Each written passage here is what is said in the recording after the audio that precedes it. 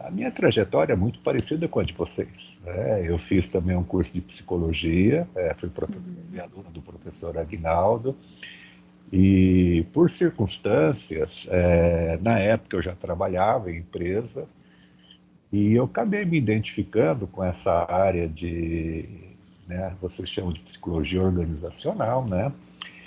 A gente chama mais de RH, em função, né, da cultura da empresa, de estar dentro de um departamento. E logo após formado, eu demorei um ano, né, para poder arrumar um bom emprego. Eu já trabalhava, eu demorei um ano procurando, né? E aí, efetivamente, ingressei numa grande companhia, onde eu pude ficar inserido com outros profissionais da área de recursos humanos, e a partir daí começou a minha trajetória dentro, especificamente de RH, dentro de empresas, né? Lá na minha época, as coisas já não eram eternas, tá? Hoje, muito menos, né? Mas chegou num dado momento, a empresa precisou mudar de região e eu optei por fazer uma transição de carreira.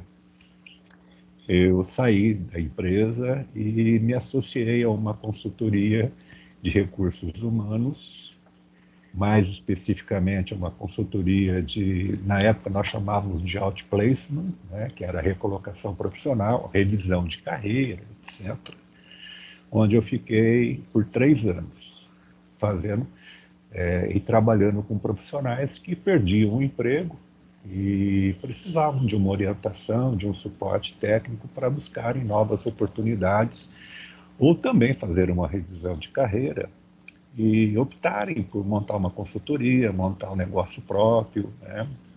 Na época nós chamávamos de montar negócios próprios, né? Hoje a gente chama de empreender, né? E com o passar do tempo, eu acabei migrando para a área de seleção de profissionais, onde eu estou até hoje, né? Então eu atuo com avaliação de perfil comportamental, ajudo as empresas, né, a identificarem profissionais que vão se adaptar bem ao cargo, vão se adaptar bem à cultura da organização, e com isso a gente aumenta a probabilidade de um resultado positivo, né, de um sucesso, tanto do profissional como da empresa. Então, deu uma boa sintetizada, mas em linhas gerais é isso aí, tá bom? O aluno recém-formado, ele tem pouco conteúdo técnico, né? Então ele não tem muito o que escrever de experiência profissional. Ele tem que escrever o suficiente para que quem está lendo esse currículo forme uma ideia correta do que esse profissional, né, recém-formado ou em fase de formação sabe fazer, tá? Qual é o seu objetivo? Hoje nós estamos usando umas palavras bonitas, né, adequadas. Qual é o seu propósito de vida, né? Então, hoje há uma grande tendência, né, da gente se situar no mercado de trabalho juntando, né, o meu propósito de vida com a profissão que eu escolhi. Então, o currículo ele tem que ser relativamente bem enxuto, não pode conter frases mortas, né? Quando você não tem o que escrever, você vai espichando a frase, né? Você vai enchendo a frase de palavra bonita, né, que não quer dizer nada. Então, é melhor um currículo, né, mais sintetizado, mas que traduza bem quem você é. O currículo tem que, de alguma forma, responder essa pergunta. Qual é o meu objetivo e quem eu sou? Tá?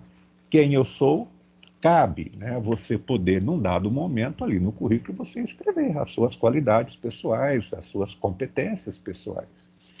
Mas não pode exagerar, né? Então, procure escrever 3 ou 4, aquelas que realmente traduzem você, aquelas competências ou habilidades que, ao você ser chamada para uma entrevista, você consiga passar isso para o entrevistador. Tá? Eu já peguei várias situações onde a pessoa escreve lá, né, habilidades ou competências, né? Comunicativo ou comunicativa. Tá? E você conversa com a pessoa e você está vendo que ela não é comunicativa. Tá? Ela fala bem, né? Ela responde bem as perguntas, mas tem uma diferença entre responder bem as perguntas e você ser uma pessoa comunicativa, né? Tem algumas palavras bonitas que normalmente, né, o jovem ele gosta de usar. Por exemplo, proatividade, né? E aí você pergunta para a pessoa, né, o que é ser proativo? Ela não sabe explicar, né? Ou explica errado. Então, tomar muito cuidado ao descrever as suas habilidades ou as suas competências e não conhecer a semântica da palavra, o conceito da palavra. Uma das coisas, é uma palavra moderna que o pessoal tem alguma dificuldade de conceituar, é resiliência, né? Então, é uma palavra bonita, né? Mas se o entrevistador te perguntar, né, o que é resiliência, você sabe responder? Então, tentando fechar um pouquinho o assunto, um currículo bem feito ou um currículo legal é aquele que trabalha com as palavras que traduzem você na sua essência, traduzem você no seu objetivo profissional, traduzem você no teu propósito de vida, traduzem você como um bom estudante, né? Traduzem você que, de forma, ao se apresentar para a empresa, aquilo que está escrito corresponda a você. Não existe um texto adequado, né, um texto correto. O que existe é você, dentro de um modelo clássico de currículo, você obedecer às estruturas, né, os tópicos do currículo. Mas lá dentro você vai colocar aquilo que representa você. Quando a gente trabalha com conteúdos acadêmicos, seja palestras, seja workshops, seja seminários que eventualmente, né, ou apresentação de trabalhos que tenham um peso técnico, né, que você fez uma boa apresentação, você pode colocar isso no currículo. Mas se você é da área de TI, você vai colocar as palestras, você vai colocar os trabalhos, os workshops relacionados à área de TI. Tá? Não evite de colocar coisas de outras áreas que não tem nada a ver. Isso é uma forma de você enxugar o currículo. Ah, mas eu tive 10 palestras. Ok. A palestra que você teve no 5º ano, ela é mais importante, ela está mais atualizada do que a palestra que você assistiu no 1º ano.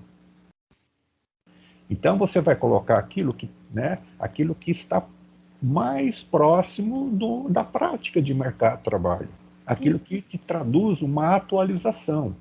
Então, uma palestra que você assistiu lá no início do curso, qual é o peso, qual é o impacto que ela tem para quem está lendo e que vai traduzir, né, num conhecimento, numa habilidade que seja útil e aplicável para o seu objetivo de carreira em 2021 ou 2022.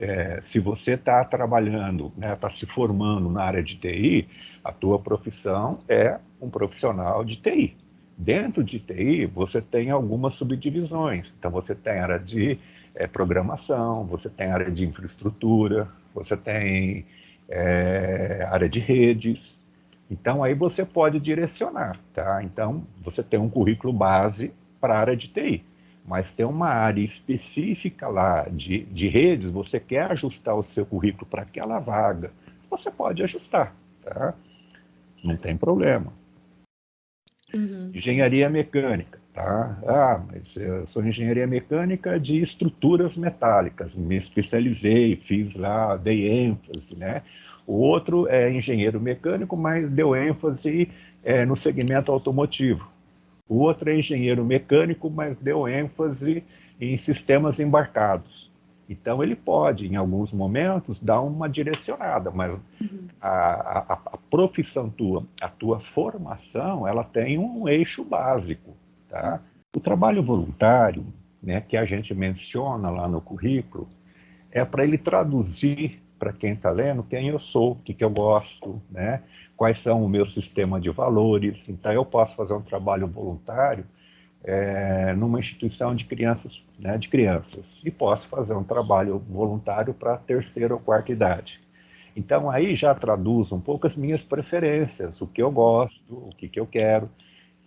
Então, você pode colocar, ele não é determinante para a colocação, mas mostra que você tem iniciativa, mostra que você tem capacidade de interação com outras pessoas, com outros grupos, mostra que você tem uma preocupação com a sociedade de forma geral, mostra que você tem uma identificação de apoio, de suporte, e você está retribuindo, né, a sua condição de vida para um grupo minoritário que não tem os mesmos recursos. Tá? Então, minimamente, está mostrando que você tem uma preocupação social, que você tem uma visão de cidadão ou de cidadã. Então, tem um peso, mas ele não é determinante para se contratar ninguém. Tá? Ele ajuda, né, é legal, mas você não pode gastar meia página do seu currículo para colocar só os trabalhos voluntários. Você vai colocar os mais atuais, aqueles que traduzem você, ou aqueles que, de alguma forma, você teve uma experiência e conseguiu ter um amadurecimento, conseguiu ter um aprendizado, que se o entrevistador perguntar o que você ganhou com esse curso, o que você aprendeu com esse curso, você consiga responder com clareza. Né? Eu era muito infantil e aprendi ampliei minha visão de mundo. Né? Eu aprendi que tem outras pessoas em situações pior do que a minha. Eu era muito chato, reclamava demais da minha vida, mas vi que, diante de outras pessoas, eu exagerava nas minhas reclamações. Então, eu sinto que eu amadureci. E esse amadurecimento me favorece muito a trabalhar na sua empresa, a vir aqui e contribuir com a sua equipe, né? Então, é esse o sentido, né? É esse o sentido de você poder traduzir para a empresa, para o entrevistador, o que você aprendeu nos trabalhos voluntários. Que habilidades ou competências você desenvolveu lá e que tem a ver com o trabalho que você vai fazer. Sempre assim, a regra é, tudo que eu faço, que eu escrevo, do ponto de vista profissional, do ponto de vista curricular, de trajetória de carreira, tá? O que é que eu aprendi, né, que eu posso oferecer para essa empresa ou para esse trabalho, vamos assim dizer. E quando a gente tem, por exemplo, né, uma quantidade grande de currículos, e dentre esses currículos a gente tem uma única vaga e a gente tem que selecionar, a gente tem que ler esses currículos e a gente tem que separar o que me interessa, o que não me interessa, o que tem a ver comigo e o que não tem a ver comigo. Eu vou, por exemplo, sempre observar, né, se o aluno, né, tirando as questões técnicas da área da profissão, eu vou sempre observar se o aluno foi monitor de alguma cadeira acadêmica, se ele participou de alguma pesquisa científica, né, se eventualmente ele viajou para o exterior e com isso supostamente ele aprendeu, né, a se virar, né, a ter mais autonomia, aprendeu a lidar com situações adversas. Lá embaixo eu vou ver se ele, que outras coisas ele tem. Esse aqui tem 3 projetos voluntários, né, e os outros não têm projetos voluntários. Então eu vou priorizar aquele currículo. Mas isso depende de um valor da empresa. Então, em situações de quantidade, acaba tendo peso. Agora, é lógico que, sei lá, você está se candidatando para uma empresa e essa empresa é notória no mercado, ela trabalha com os seus produtos bem voltados para valores sociais, né? Ela tem dentro da sua missão um impacto, né, de positivo em relação a determinadas situações sociais. Quando chega um profissional que já trabalhou em projetos sociais, que coincide com o projeto atual dela, ela vai dar valor. No currículo, de alguma forma, quando você tenta colocar frases ou tópicos que traduzem você, traduzem o seu, né, propósito de vida, e quando você descreve as suas atividades acadêmicas e, eventualmente, você coloca os projetos sociais, né, ou trabalhos voluntários, você, de alguma forma, você está mostrando para eles, né, quais são os seus valores, de forma direta ou indireta. Tá? Se a empresa tiver interesse em mapear os seus valores, ela poderá fazer uma entrevista baseada em sistema de valores, não mais uma entrevista por competência, tá? Ela faz uma entrevista baseada em sistemas de valores.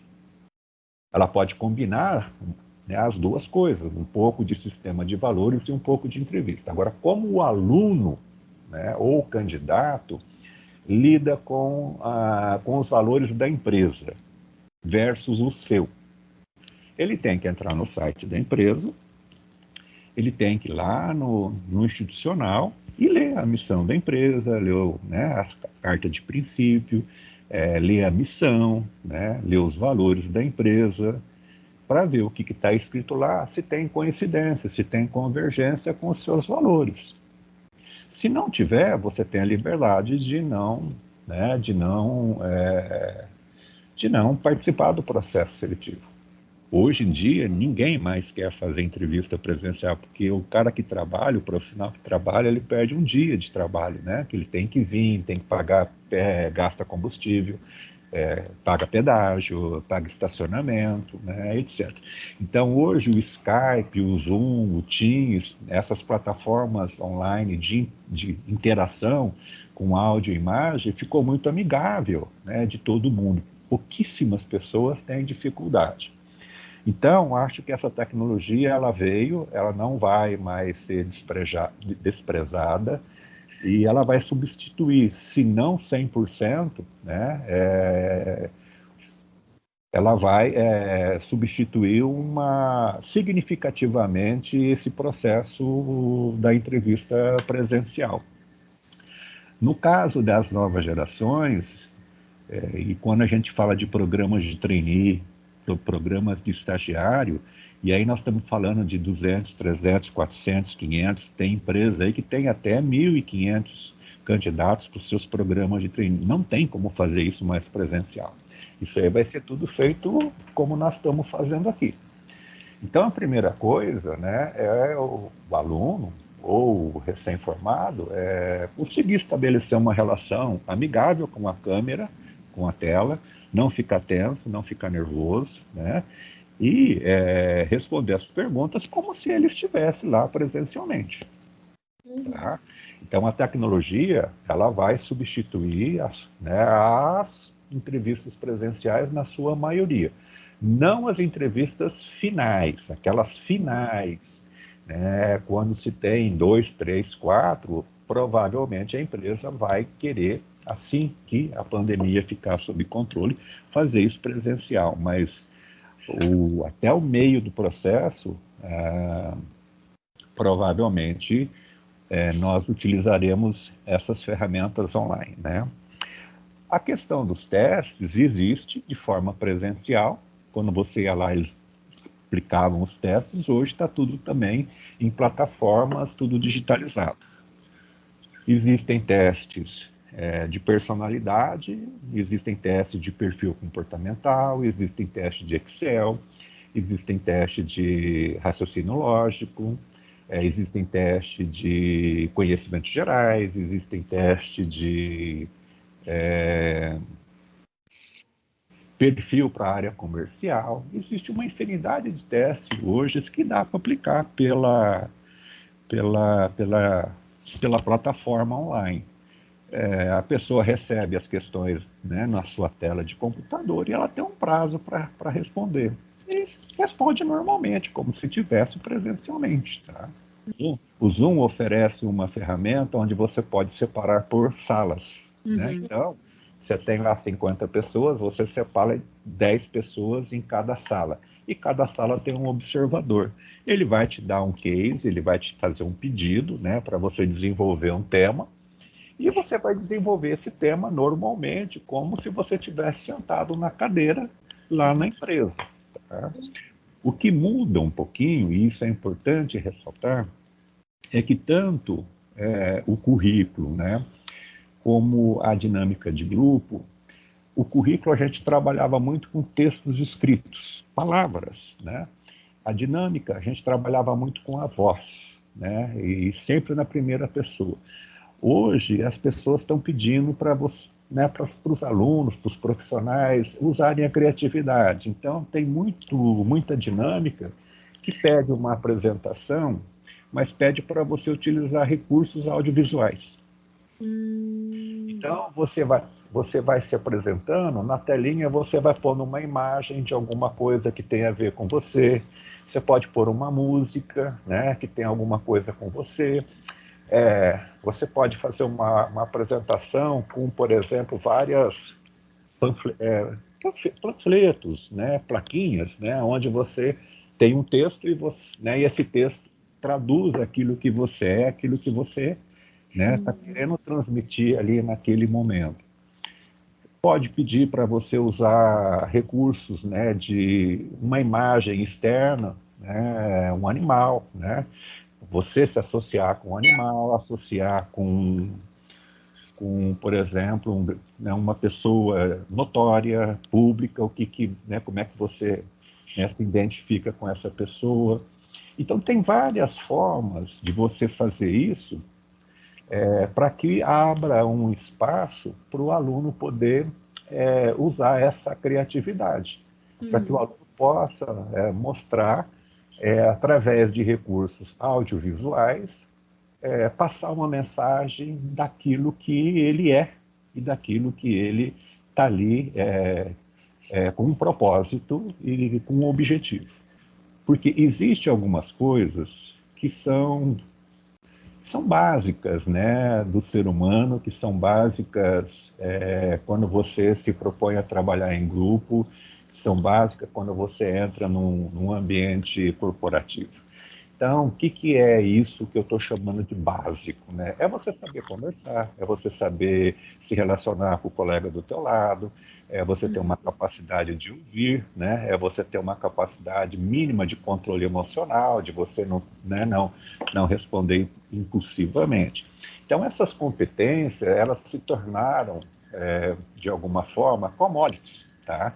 Não dá mais para falar, olha, vocês duas têm que aprender a falar. Vocês duas têm que aprender a conversar, tá?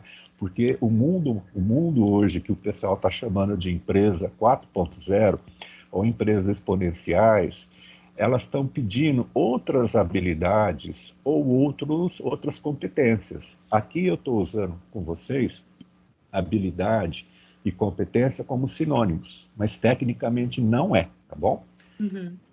Então, o que acontece dentro desse mundo líquido, né, desse mundo volátil, né, desse mundo exponencial que o pessoal está falando aí? Você tem que ter outras habilidades ou outras competências, tá? Eu vou enumerar aqui, talvez 4, que eu acho que sejam importantes. Não vou dizer as mais, porque depende de cada empresa e depende de cada segmento. A primeira coisa é entender que quando vocês terminam a faculdade, o processo de aprendizado não acabou. O mundo moderno hoje pede pessoas que gostem de aprender. Eu tenho que sair da minha casa dizendo o que é que eu vou aprender hoje. Tá? Então, a vida profissional é uma escola contínua, é um eterno aprender. Para isso, eu tenho que ter a abertura. Eu não posso ficar preso nas minhas ideias, nas minhas convicções.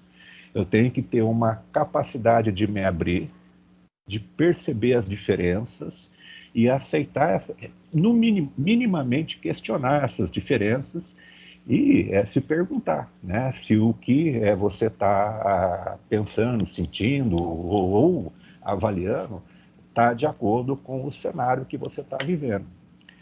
Outra coisa é a adaptação, né?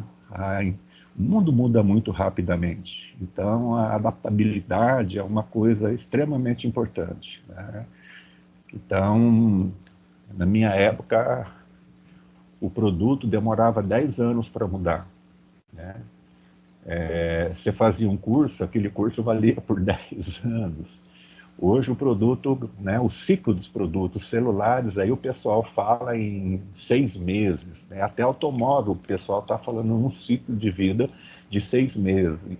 Isso significa que a cada 6 meses as empresas estão inventando produtos e serviços novos. E eu preciso ter abertura para entender as mudanças, eu preciso ter capacidade de me adaptar a essas mudanças e preciso ter um querer, né, aprender coisas novas que vão surgindo no mundo. Não ficar preso nas minhas convicções, nas minhas ideias, nos meus pensamentos e achar que o que eu sei já basta, né? O que eu sei, hoje em dia, não basta mais. Tá? Né, eu gosto muito de uma expressão que é uma certa capacidade de autogestão, né?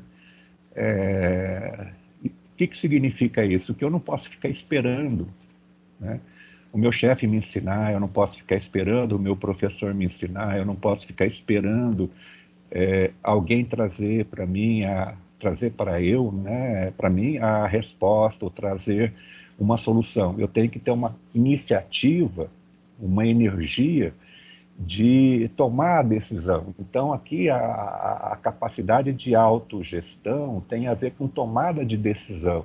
Sou eu que tenho que ir atrás e tentar buscar essas informações. Mas tem outras competências também que as empresas falam muito, né? Lidar, por exemplo, com as mudanças, né? Capacidade de lidar com as mudanças, capacidade de ser resiliente, né? O líder, ele não é mais um líder de processos, ele é um líder de pessoas. Então, o líder, ele traz agora, nessa configuração nova de conceito, um quê de educador, né? Ele tem que ajudar a sua equipe a achar um significado para o trabalho que ela executa naquela empresa.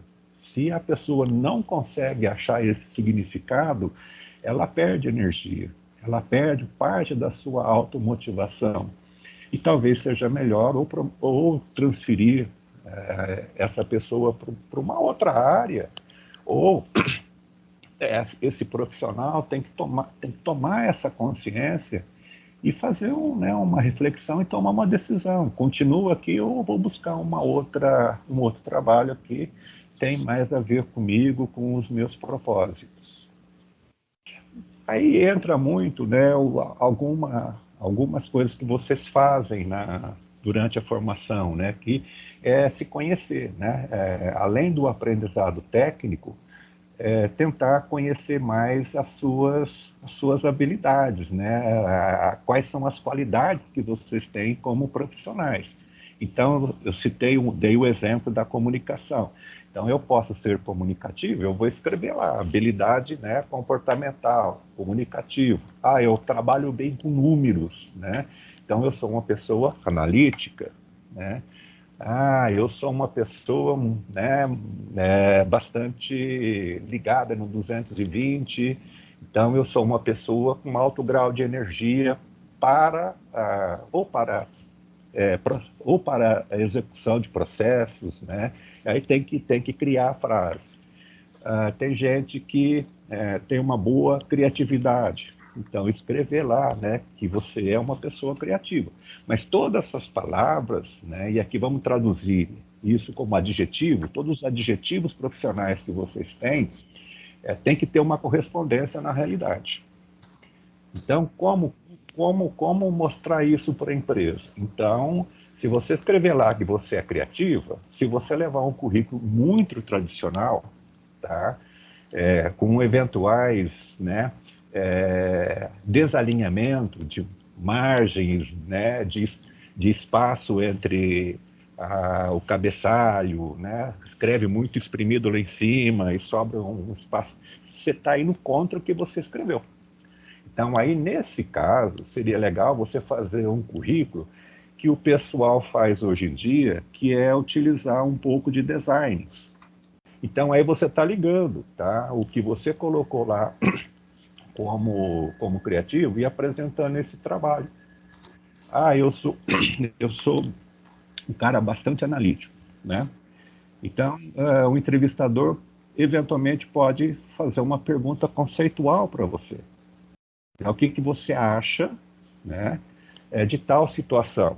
E aí você responde, ah, eu acho que está legal. Acho que está legal, ponto. Você não conseguiu mostrar que você faz análise de um cenário, que você faz análise de um tema. Então, você tem que ter esse jogo de cintura ou essa percepção que tudo que você escrever lá, você tem que, durante a sua conversa com o entrevistador, de forma direta ou indireta, mostrar. Uhum.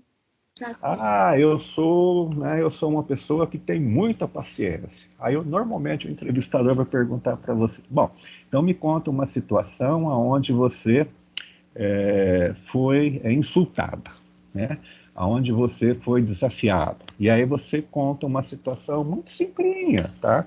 Uma situação que não retrata que você precisou usar de um recurso interno para controlar, né, uma agressão, né, uma ofensa externa. E aí você não consegue mostrar para o entrevistador que você teve paciência. Saúde mental tem a ver com modelo de cultura organizacional. Tem a ver com modelo de liderança. Né? Tem a ver com esquemas motivadores ou punitivos que essa empresa tem. Seja em home office, seja dentro da empresa, né, são esses fatores que vão determinar uma saúde, tanto orgânica ou, né, psicológica, para os profissionais que ali estão trabalhando. E o home office, ela é uma condição nova que requer, né, um certo cuidado. No começo todo mundo achou assim maravilhoso, achou lindo, divino, mas agora parece que estão começando a surgir algumas questões novas. E como nós estamos fazendo um home office em função não de uma política, não de um propósito, né, de aproximar o trabalhador da sua família, e, né, estamos fazendo um home office em função de uma pandemia, fica muito difícil você fazer algumas análises, porque as coisas se misturam. Nós estamos numa pandemia, mesmo que nós estivéssemos dentro da empresa, a pandemia iria provocar em nós alguma situação, alguma alteração do nosso estado emocional. Tá? Então, não é o home office, não é, né, isolado, é a pandemia e é a empresa com o seu modelo, né, o seu estilo de liderança. As empresas estão sim preocupadas e eu acho que elas se esforçam bastante para poder zelar pela saúde. Né? Agora, existe uma responsabilidade do profissional. Né? Então, ser disciplinado. O que eu quero dizer com isso? Manter os mesmos horários de trabalho que você mantinha na sua empresa. Tá? Então, não pode ficar trabalhando até meia-noite, né? Não pode acordar, né, 3 horas da madrugada, né, e ligar o computador e ficar trabalhando. Respeitar os intervalos de refeição. Então, são premissas que cabe ao trabalhador, né? Ele colocar um limite entre o trabalho e a sua vida pessoal. Eu acho que isso é extremamente importante, porque há uma tendência muito forte daquelas pessoas que têm mais determinação, mais energia, aquelas pessoas que gostam, que são mais agressivas em termos de entrega, almoçar em 5 minutos ou colocar a refeição em cima da mesa de trabalho, né? E vai para poder dar conta da demanda, né? E só vou dormir a hora que eu terminar, né? Então, esse tipo de atitude, ela é perigosa para a saúde mental, sim, tá? Porque vai chegar num dado momento que vai ter um esgotamento, né? É a curva do estresse, ele vai aumentar e do estresse passa para a depressão. Então, é um pouco perigoso, tá? Então, o home office é subproduto de um contexto maior, Sim. tá? Então, o que ocorreu desde a época lá né, talvez vocês não vão compreender com clareza o termo que eu vou usar. Desde a época da reengenharia. Reengenharia foi um conceito, uma tendência que surgiu há muitos anos atrás de enxugamento das empresas, né, de colocar para fora o velho e começar tudo de novo de uma forma, né, nova, diferente, para ter economia de recursos, tanto recursos materiais como recursos humanos. E a partir disso começou a ter uma sobrecarga para os profissionais. Nós saímos, né, de uma época bem departamentalizada, onde cada um fazia um pedacinho do processo, e começamos a ser uma célula, né, vamos chamar assim, uma célula de produção, né, administrativa completa, do início, meio e fim. E isso trouxe uma sobrecarga, isso trouxe né, uma tensão, um estresse maior. E depois, logo depois, nós tivemos a onda da automação, onde os processos começaram a sair do papel e entrar tudo no computador, né? Isso ajudou bastante a aliviar um pouco aquela tensão anterior, mas de certa forma, né, as empresas, né, os profissionais, eles estão sobrecarregados, tá? Então há uma pressão forte em cada cargo, né, para que ele faça uma entrega de resultados de acordo com aquilo que a empresa estabeleceu.